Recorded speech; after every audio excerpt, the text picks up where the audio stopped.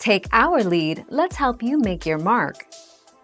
Our goal is your satisfaction. Let us show you the way.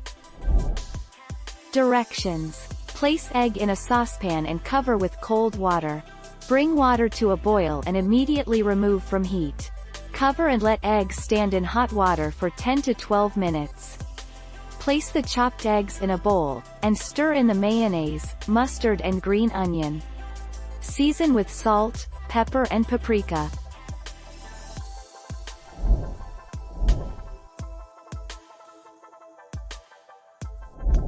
Let's help you make your mark. Many people fix their egg salad issues by adding more non-dressing ingredients to the egg salad. A common problem that can cause egg salad to be too runny is that people accidentally use too much mayonnaise or mustard when mixing things up.